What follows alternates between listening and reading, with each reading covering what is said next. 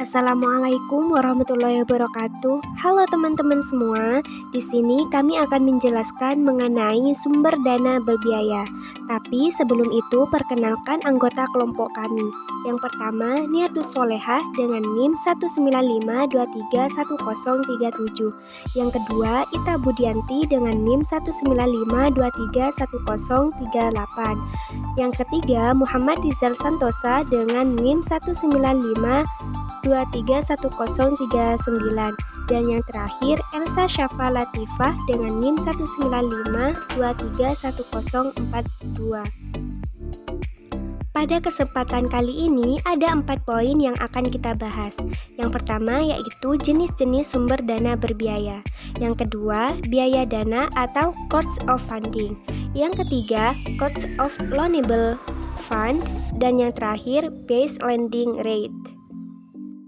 Memasuki pembahasan yang pertama yaitu jenis-jenis sumber dana berbiaya. Bank sebagai lembaga keuangan di mana kegiatan sehari-hari bergerak dalam bidang keuangan, sehingga jenis-jenis dari sumber dana berbiaya pada bank tidak lepas dari produk dan bidang keuangan. Sumber dana yang berasal dari simpanan masyarakat dan pasar modal menjadi sumber dana terbesar yang dikelola oleh perbankan dibandingkan sumber dana yang berasal dari modal sendiri. Sehingga manajemen liabilitas menjadi sangat penting bagi tata kelola bank yang sehat. Berikut sumber utama dana bank yang berasal dari simpanan dana masyarakat baik perorangan maupun badan usaha atau bisa disebut dengan sumber dana pihak ketiga atau DPK. Yang pertama, giro atau demand deposit. Giro adalah simpanan pihak ketiga kepada bank yang penarikannya dapat dilakukan setiap saat dengan menggunakan cek, surat perintah pembayaran lainnya, atau dengan cara pemindah bukuan. Yang kedua, deposito atau time deposit. Deposito adalah simpanan berjangka yang dikeluarkan oleh bank yang penarikannya hanya dapat dilakukan dalam jangka waktu tertentu, sesuai dengan jangka waktu yang telah diperjanjikan sebelumnya. Tinggi rendahnya suku bunga tergantung pada jangka waktu deposito tersebut. Yang ketiga, tabungan atau saving deposit. Tabungan adalah simpanan pihak ketiga yang dikeluarkan oleh bank yang penyetoran dan penarikannya dapat dilakukan sesuai ketentuan yang berlaku di masing-masing bank. Nah, selain kewajiban berupa simpanan di atas tersebut, terdapat juga kewajiban lainnya yang bersumber dari pihak ketiga. Kewajiban tersebut berupa kewajiban segera yang dapat dibayar, surat berharga yang diterbitkan, pinjaman yang diterima, dan setoran jaminan. Yang keempat, obligasi. Obligasi adalah surat utang yang diterbitkan oleh pihak yang berutang kepada pihak yang berpiutang. Singkat kata, obligasi adalah surat utang yang bisa dibeli dan pembeli akan mendapat keuntungan berupa bunga nantinya. Yang kelima, medium term note. Medium term note atau surat utang jangka menengah merupakan surat utang yang diterbitkan oleh suatu perusahaan yang membutuhkan dana pembiayaan dalam jangka waktu antara 5 hingga 10 tahun, namun bisa juga masanya hanya selama 1 tahun. Yang keenam, kredit likuiditas Bank Indonesia. Kredit likuiditas Bank Indonesia atau KLBI adalah dana pinjaman atau kredit yang diberikan oleh Bank Sentral Indonesia. Dalam hal ini, Bank Indonesia sebagai pinjaman kepada bank-bank yang membutuhkan untuk kepentingan likuiditas mereka. Dan yang terakhir, yaitu pinjaman dari bank lain. Pinjaman dari bank lain adalah pinjaman yang diterima dari bank lain yang tidak dikenakan pajak atas pendapatan bunga dari pihak kreditor. Pinjaman bank lain merupakan sumber dana yang dihimpun oleh bank dalam jangka waktu lebih dari 1 tahun. Pinjaman ini memberikan keleluasaan bagi bank untuk mengatur pengembaliannya karena jangka waktunya lama. Materi yang kedua yaitu biaya dana atau COF, Cost of Funding. COF merupakan salah satu komponen dalam menentukan suku bunga kredit atau lending rate. COF adalah total bunga yang dikeluarkan oleh bank untuk memperoleh dana simpanan baik dalam bentuk simpanan giro, tabungan maupun deposito. Total biaya dana tergantung dari seberapa besar bunga risiko tidak terbayar. Risiko ini dapat timbul baik dengan sengaja maupun tidak sengaja. Oleh karena itu, pihak bank perlu melakukan pencadangan sebagai sikap bersiaga dalam menghadapi risiko tidak terbayar dengan cara membebankan sejumlah persentase tertentu terhadap kredit yang disalurkan. Menurut Taswan, pada tahun 2006, perhitungan besarnya COF dapat dilakukan dengan beberapa metode yang digunakan oleh bank. Di antaranya, yang pertama terdapat Weighted Average Cost of Fund Method atau metode biaya dana rata-rata tertimbang.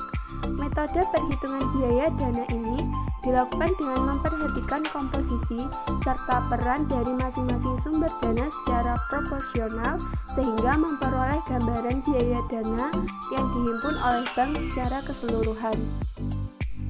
Perhitungan dengan metode ini dilakukan dengan menjumlahkan seluruh dana berbiaya yang dihimpun kemudian membuat share atau komposisi dana dengan pembobotan dalam persentase, persen, tingkat bunga masing-masing sumber dana atau besarnya Reservoir Requirement atau RR yang terdiri dari GWM dan kas minimum. Berdasarkan besarnya RR dihitung biaya bunga efektif yang ditanggung. Yang kedua, terdapat Historical Average Cost of Fund Method atau metode biaya dana rata-rata historis. Sistem perhitungan ini unggul karena cara perhitungannya lebih mudah. Kelemahannya hanya pada hasil perhitungannya tidak menggambarkan nilai pasar sekarang, tetapi sekedar menggambarkan biaya bunga yang telah dikeluarkan pada keadaan pasar di mana suku bunga meningkat. Yang ketiga, terdapat Marginal Cost of Fund Method atau metode biaya dana marginal. Metode ini didefinisikan sebagai biaya yang harus dikeluarkan untuk menambah dana baru di dalam portofolio sumber atau jenis dana yang telah ada. Metode ini merupakan kebalikan dari metode biaya dana historis yang menitik beratkan pada biaya-biaya yang dikeluarkan pada masa lampau yang dijadikan acuan untuk rencana berikutnya. Secara garis besar, menurut Ginarto pada tahun 2000, metode perhitungan marginal cost of fund dapat dibagi sebagai berikut. Yang pertama, terdapat single source rate atau satu sumber dana. Yang kedua, terdapat multi-source based weighted average cost of fund atau lebih dari satu sumber dana. Yang ketiga, terdapat marginal cost of fund based on time deposit rate. Dapat ditarik kesimpulan bahwa COF, cost of fund, bahwa untuk menghimpun dana dari sumbernya atau source of fund, bank tersebut harus mengeluarkan sejumlah biaya. Biaya itu merupakan harga real dari sumber dana yang dapat diperoleh bank. Dengan mengetahui jumlah biaya dana real yang sesungguhnya dikeluarkan bank untuk sumber dananya, maka bank akan mampu memproyeksikan laba atau rugi untuk masa yang akan datang. Yang ketiga yaitu COLF atau Cost of Loanable Fund. Cost of Loanable Fund atau COLF yaitu biaya dana yang harus dibayar oleh bank untuk mendapat seluruh dana yang terhimpun setelah dikurangi dengan cadangan wajib minimum atau giro wajib minimum atau reserve requirement. Tujuan bank menghitung cost of loanable fund adalah untuk mengetahui jumlah dana yang memang efektif dan dapat disalurkan sebagai kredit pada nasabah, sehingga bank mampu menyeimbangkan antara biaya yang harus dikeluarkan dengan tingkat keuntungan yang diharapkan dan mampu bersaing dengan bank-bank lainnya.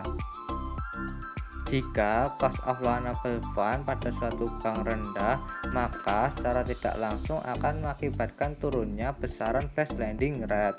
Dengan base lending rate yang rendah, bank dapat melakukan kegiatan operasional yang lebih mencerminkan tingkat efisiensinya yang tinggi, Sebaliknya, base lending rate yang tinggi akibat cost of loanable fund tinggi, maka mencerminkan tingkat efisiensi yang rendah dalam operasional bank.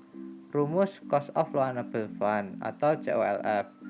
COLF sama dengan sigma biaya dana dibagi total dana dikali 100%, atau COLF sama dengan sigma komposisi dana dikali COF, atau COLF sama dengan total biaya dana dibagi total dana dikali 100%.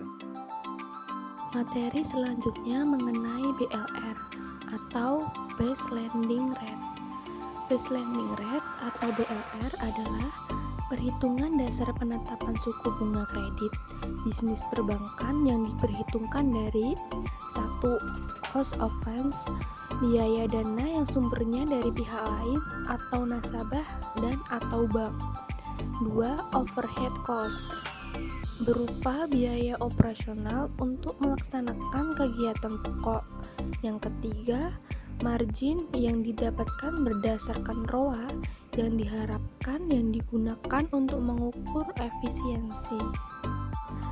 Base lending rate adalah formula untuk menghitung besarnya bunga atau jasa pinjaman kepada para debitur pada perusahaan jasa keuangan. Untuk meningkatkan suku bunga kredit atau base lending rate, maka bank harus memperhitungkan cost of loanable funds ditambah dengan komponen lain seperti overhead cost, risk factor, spread, dan tax bersumber dari Savitri dan Wicaksono tahun 2009.